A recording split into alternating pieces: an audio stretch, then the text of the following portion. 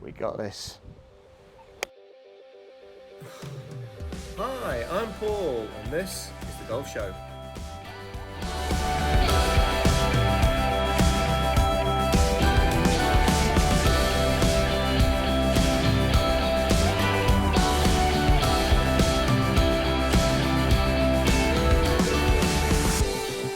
I'm Paul Hemlin. Welcome to The Golf Show. On the show this week I'm going to have a much needed bunker lesson. Now bunkers can absolutely make or break your game. They can make or break your attitude, but why do amateurs fear them so much? You hear the commentators on the TV saying the pros would much rather be in the bunkers.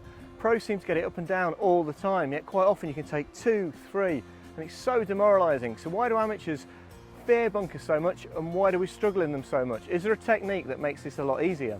So I'm here at Fulford Golf Club to meet head PGA Pro Guy Wills, and he's going to give me a bunker lesson. Before I do that, I'd like to say thank you to all our subscribers. I really appreciate the support. If you are new to this channel, please consider hitting that subscribe button if you enjoy this episode. If you subscribe, it's free. All it will do, will let you know when our next video comes out. Okay, that's more than enough from me. Let's get on with the golf show. So I'm here in the practice bunker at Fulford Golf Club with head PGA Pro Guy Wills. Guy, how you doing? Very good, thanks Paul. Good to see you. We've both got our legs out. I know. This could be... The sun has only just come out there. The sun has only come out. Guy, I need some help in bunkers. I'm really struggling. I'm not getting the ball out. I'm in a wedge further than any man's ever hit a wedge in history. Not over the clubhouse again. We didn't need to mention that, did we? Sorry, that might be in the bloopers. I've been known to do that. So firstly, Guy, I've got 2 wedges. 60, yep. A little bit more loft, okay. A little bit of bounce on it. Yep. So you hit a few. Oh dear. They're not all like that. That was particularly bad. Yeah. I mean, it came out, but it wasn't pretty. And obviously we've been playing in a lot of sort of wet, compacted sand over the last couple of months, and I think that's affected what I've been doing. I think I've been trying to hit it a bit hard because the sand's been really wet and compacted. Obviously at the moment with COVID, we can't rake the bunkers. This one's been raked beautifully for me today here at Fulford, but you can move it sort of 6 inches, but it's been that wet. I've just felt that it's been really compacted, and it's just been, you know, like almost like I'm topping them. Okay, all right, well let me jump in and play a few for you. Yep. Show a few of the kind of changes we would need to make. I think with COVID, actually, the rules changing has kind of made life, I think, a little bit easier for you. Because you can place it. In that you can place it, yeah. So the plugged lie is something we would have normally had to go through and teach, but you're not going to get a plugged lie until those rakes are brought back in. But the first thing that I'm seeing there is kind of very common. You know, as you set up to that golf ball, you set your feet, what I would say, just on top of the sand. And the best thing I want you to get is a sensation of what's underneath your feet. Obviously we're not allowed to normally touch the sand, we can't check the depth. So use your feet as a kind of way of dealing with how much sand, what is the texture of the sand. Like you say, it's very dry today, so the sand is still dry underneath, but in those months where we've had a little bit of rain and then it's dry, the underneath will still be wet. So using your feet as a way of... So that's helping you gauge. It's like when you walk onto a green and you can feel it's really firm, this one, or it's a bit soft. So using that as a gauge, and then you're going to sort of build that into the calculation for what you can do with yourself. Absolutely. For me, there's even more reasons than just that one. Getting the feet getting into the sand, like we said. Okay, so wiggling down. Really wiggle the feet in, So you're going to have, 1, a gauge of how deep that sand is. 2, you basically want to, we don't want to hit the golf ball when we're playing a bunker shot, we want to hit the sand. Essentially, if I just come away from the shot for a moment, all we're trying to do is to remove that top layer off. So we're not wanting to dig as you were very much a steep into the ball. Did you find a lot of people are still trying to hit the back of the ball rather than maybe an inch behind it? Okay. And again, a lot of people can fall into the trap of looking behind the ball, but if you set your setup right in a sense where your feet have lowered into the sand, the lowest part of your golf swing will actually go underneath the golf ball automatically. So get the feet wedged in. That's going to get us good balance as well. That would be the third reason for it. We're not hitting this, I mean, we're only playing, what, 10 yards, but it's definitely not a chipping swing. It's definitely a more emphasis on power. Right. Because as we're striking the sand, that's going to really decelerate the club. It's going to slow it down. So we want to maximise that power as much as we can. Are we doing more wrist hinge in the backswing, or? I wouldn't think of wrist hinge too much, no. For me, it's control the backswing length and keep the power on the way through. So just a couple of pointers that I would go through. Get your feet wedged in. You were stood way too open. Okay, so that means your feet were pointing far too far to the left. That's something a lot of people over the years. Is that sort of the historical way of how you played bunkers 20 years ago? It would have been, yeah. And I think, you know, why was that? Well, we've got a 60-degree wedge. We've already got that natural loft on the club. Doing a lot of the work for you. Absolutely. We've come on leaps and bounds in the last 30 years where maybe a 50-60-degree sand wedge was the most loft you had. Hence, you'd have to talk about opening the club face. Give it a bit of help. Yeah, now we don't need to give it as much help, but we still need to have that club face slightly open. So my rule of thumb would be, if you think about the grooves, make those grooves point towards your left toe. Okay, so your left big toe, you put the club down, that's as open as we need. Right? Doesn't need to be any more than that. I think I've gone too open purely because of how I might have learned to play bunkers 20 odd years ago, aiming miles left, cutting across it, and trying to, you know, one compensates for the other. Well, opening the club face as well, the benefits of that is it allows the bounce angle to work, so the curvature and the width of a sand wedge or lob wedge is a lot wider than any other club in your bag. And the reason is we want that club to be skidding through. We don't want to dig. Okay, the more you dig, I really did that first one, didn't I? Definitely, and that's why it looked like you had no follow through. So my procedure in setting up, feet wedged in, club face open, so the grooves are pointing towards my left toe. So you're just kind of stood square, but is your left foot is just flared open? Slightly flared open, And then from here, my ball position's ever so slightly further left of centre. Okay. If you have it too far back, again, it's promoting hitting down. We don't want to dig it in. We want that club to just skid through the sand and naturally come out. So it's back. And through. Just love that little pop sound as well.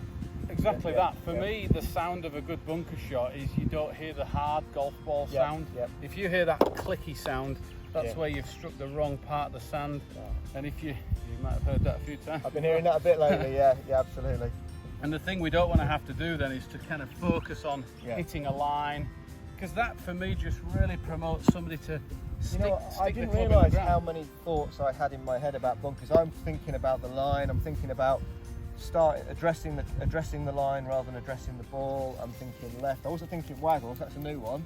But I've got a lot going on, okay. For me, keep it simple. I'm going to hit this one as I would play. So I'm going in, getting a sensation of what's underneath my feet, built my stance, I've got my club face slightly open, and now I'm thinking, right, be positive. So I'm controlling this swing length in my backswing, but maintaining the power on the way through. I think the classic bad shot is that deceleration where you slow down. Bigger backswing and you think I've got too much on here. Could be. I mean, my way of looking at it is if you picked up a cup of sand, let's say, and tried to throw this onto the green, would you have a backswing? Okay, you'd swing your arm away. Would you have a follow through? Yes. In your bad swing, you go back and you kind of stop. So you have no follow through. Great illustration. It's really just get that club powering through. Sand everywhere. Okay, let's try one more time. So control the backswing, power it through. Oh, we nearly hit the flag. Because you often hear on the TV, when you're watching the tour, the guys would rather be in the bunker, but then when I'm playing with my mates on Saturday, it's like, oh no, it's gone in the bunker, like it's the end of the world. And I guess they're getting quite negative straight away, but you see, the pro, you guys just make it look so easy. I mean, even more so at the moment, because theoretically, without the COVID, this bunker will be raked as you would have expected to find it. The greenkeepers and the club do a great job, and you should find the level of sand is fairly consistent throughout. With COVID, it's made easier because you can pick that ball up and put it, but that can cause that slight imperfection of consistency of sand. But I would hope, I mean, we know here at Fulford they keep a really tip-top shape on the bunkers, and you're always going to find a nice position.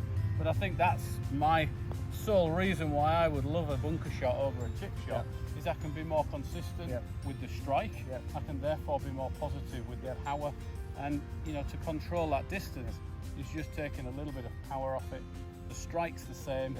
The worst thing I would see with most amateur golfers is controlling distance through changing the amount of sand. So less sand would go further. So this sort of clicky sound you're going to hear, that's the one that whizzes over the green, or in this case, into the lip. So consistent strike is the key to consistency. I heard Lee West would say they're actually easier than a chip shot if you're not actually hitting the ball. Yeah, exactly. You know, and again, you said that sound of hitting a nice bunker shot is the sound of sand, not of that hard golf ball like I've just hit that. Okay. So let's give it a go. So it's going to feel weird. The weirdest is going to be not aiming as open, I think. Definitely, yeah. So start you on a decent line. So I go straight for the yellow flag. Okay. So let's get you set up where you're squarer with your feet. Get those feet wedged in. That's it. Remember, I like that grooves to the left. Grooves to the big toe is brilliant. So I've go like that. And then sometimes you go straight over on the right. Exactly. Yeah, your camera would be. It still might be.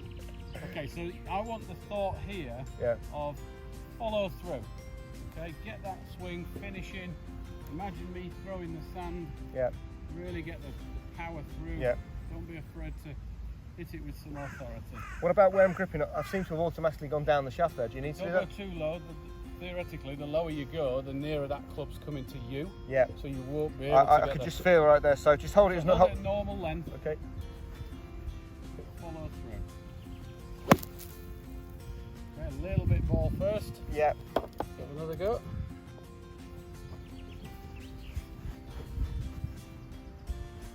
I see you going like that already, aren't I? To go off. Yeah. So just flare that foot out a little bit. Think about the changes you've currently made in your chipping. Yeah. Now again, you've sort of really been into that open setup too much. So it should. I'll feel a slight difference to what you've had in the past. Yeah. There you go. That was great. Didn't even hit the ball there at all. So that's the goal, isn't it? I think to not hear the ball. That's it. I really like that because you can't go too far with that. Again, a bit open there, Paul. A bit clunky. It came out nice. Just you can see here we're slightly getting down lower to the bottom of the bunker. Hit a couple of shots, which on a normal course you wouldn't hit 10 shots in the same spot. Sure. So a nice little waggle like that. Get yourself lowered. Don't go down too low. On there. Good. Oh, that was really nice. Good. Really good. That came off so soft. Okay, let me swap places and just sort of finalise there a couple of things. So again, at the end of the day, take the shot away and just, you know, this is the benefit of doing what we're doing. We're in a practice bunker, but yet it's the same as the ones on the course. Just look, this is all we're trying to do, is to just brush the grass. Not brush the sand, I should say. Just getting that club to go in and come out.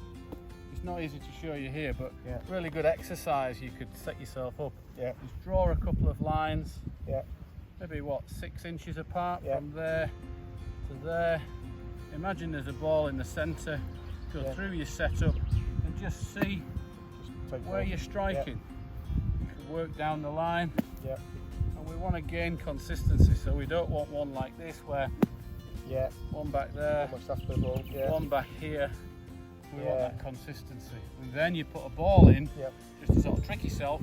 It's just the same, just working down the line and creating that consistent strike. And if the first hurdle is getting out every time, it will. It'll come out every time, and once you can do that, it's controlling then the distance through the swing power, swing length. And really, you can get quite efficient. I quite enjoy bunkers. I don't mind them. I've just been struggling a bit lately.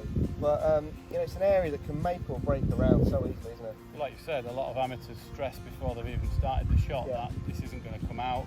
And if you go in with those thoughts, chances are it will. Squarer. Get the feet wedged in. To the toes. And be confident about the follow through. There you go. That was the best one yet. From a teaching point of view, what we'd never want is somebody thinking about the technique whilst they're hitting the shot. But I thought follow through on there, and that just helped me to stop me. Squarer, toe, grip up a bit. A bit heavy. Okay, wouldn't be a disaster, but not what we're looking for. So if we were going to change flags now, if we look at the shorter one, the white flag, so put that same line, get yourself a nice, decent chance.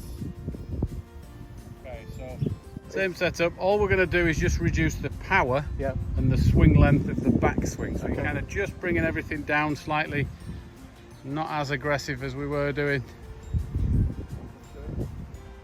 Square. That's it, feet wedged in, square, club face open, and a nice smooth. Good. Wow. Oh, great. Great shot.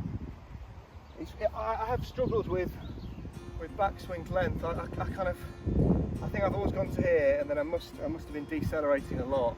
Is that a fairly common fault you see with amateurs? It is. Yeah, I think the deceleration comes more because of the strike. Yep. That you're not as confident to follow through because you've seen that thin shot too often. That makes sense, because it looks like the guys on TV always take it's not a short swing, but obviously they're controlling the pace nicer and they've got the confidence as you lose. Yeah, if that strike's as good as we would want it, that sort of thud of the sand rather than clip of the golf ball, then to be honest, you can hit that as hard as you like and you won't hit it more than 30 yards from here, which that's the longest bunker shot you're ever going to have. And you know, the commentators will allude to the fact that the long bunker shot, that shot that's 20, 30, 40 yards from the green, is the toughest shot in golf. Because is it a fairway bunker shot or is it a greenside? That's for me where I would maybe switch to your 56, do exactly the same, get a little bit more distance, or if we're even further, we're switching into a completely different technique with the long bunker shot where we're trying not to take the sand. That's where a lot of people are actually better because they actually hit it wrong and it works. But it's that mid-range is a very tough shot. We'll have a go at that on a future episode of the Golf Show. Okay, so white flag, square. That's it, nice controlled swing. Bit too much power. Weight slightly forward. Slightly. Good. Ooh, nearly clipped the flag.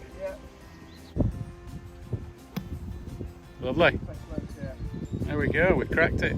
So that's taken us 5 minutes, guys. You know, obviously Guy is a great bunker player himself, and he knows my game, but that's made such a difference already. You know, just a few simple changes, and that was it. And bunkers really can make or break a round. So I think, you know, if you're struggling or you just want a bit of an MOT on your game, go see your head pro, have a lesson. That's taken less than 10 minutes. Probably got time for a spot of lunch now. And you know, that was great. Guy, thank you so much. Really Pleasure, Paul. That. Cheers, buddy. No problem. Thank you for watching The Golf Show. I hope you enjoyed the episode. To watch another episode, click here. To subscribe, click here.